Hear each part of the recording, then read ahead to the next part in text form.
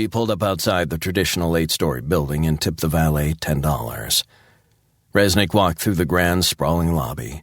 Marble floor, ornate columns, chandeliers. A young man at the front desk took his details as he signed in under a false name, Ron Dixon. 3 nights. Good to have you with us, Mr. Dixon. Do you mind me asking if you're in town for business or pleasure, sir? Reznick managed to smile. A bit of both. Excellent. Can we help you with any bags? No, you're okay, thanks. His fake credit card was swiped, and he took the elevator to the 6th floor. Reznick used the key card to open his door and flicked on the lights. He hung a Do Not Disturb sign outside before locking the room. He was too warm, but it was spacious. A huge TV was on one wall, a welcome message on the screen. The decor was the classic look, green floral-patterned carpet, and a king-sized bed with a couple of rosewood dressers. The drapes matched the carpet. Reznick peered out the window over the upscale Woodley Park neighborhood, a good base well away from downtown. He turned down the climate control switch to cool, showered, and wrapped himself in a white terry bathrobe. Then he lay down on the bed and stared at the ceiling, waiting for the phone to ring. The next morning, Reznick ordered a freshly squeezed orange juice and a black coffee from room service before getting changed into his jogging gear, navy t-shirt and sweatpants with well-worn Nike running shoes. He walked over to Rock Creek Park under the flawless winter sky for his daily run. When he arrived at the water-powered Pierce Mill near the entrance, he did some stretching and warm-up moves, the temperature in the low 30s. A handful of runners were already pounding the snowy trails. He switched on his iPod, blocking out the outside world, helping him focus on the task at hand. The thunderous riffs and beats of a Led Zeppelin song got his blood flowing. Reznick checked his watch, 8:48 a.m. precisely. He headed north on the Western Ridge Trail, a smell of pine trees in the mid-December air. After about a mile, he passed a young woman sitting on the curb of a parking lot near Broad Branch Road.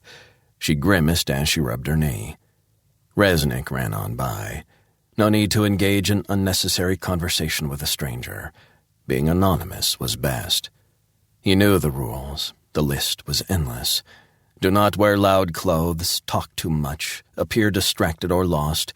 In fact, anything that meant you were no longer blending in. Appearance is crucial. Grays, navy tracksuits, and business suits are good.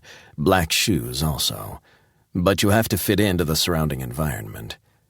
The way you speak, the way you carry yourself, your accent, dialect, they all give off signals. The moment a concierge thinks your luggage looks too flashy or too beaten up, it all paints a picture. If you're in a top-end hotel, wear top-end clothes and carry smart cases. The small things matter. Be attentive.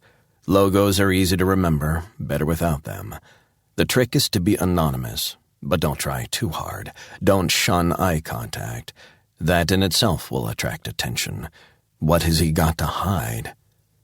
The senses have to work overtime, and tactics have to be changed depending on the circumstances. Move to another hotel, change into new clothes, ditch the car and get a different model. He headed along Beach Drive as he ran through the park. Heart rate steady, deeper and deeper into this verdant urban sanctuary in America's capital city. Reznick's mind began to feel clearer. Slowly he felt his senses sharpen as the sun flickered through the branches of the leafless trees. On and on he ran. Up a hill and down a ravine and back onto the main trail, passing a small stone police substation in the center of the park, 2 officers leaning against a cruiser drinking coffee. He gave a polite nod and they nodded back. Heart pumping harder as his head cleared. This was his routine ahead of every job and it passed the time, kept him focused. Up in the northern section of the park, he passed Rolling Meadow Bridge and doubled back along a trail by the public golf course. On past the amphitheater and across Bluff Bridge to where he'd started. He checked his pulse, only slightly raised. 10 minutes later, Reznick was doing some cool-down stretching exercises against a park bench when the cell phone in his pocket vibrated. He switched off his iPod and saw the familiar caller ID. "How you feeling today?" It was Maddox. "I'm fine." "So, any questions?" Reznick wiped some sweat off his brow with the back of his hand. "You got a name?" A beat.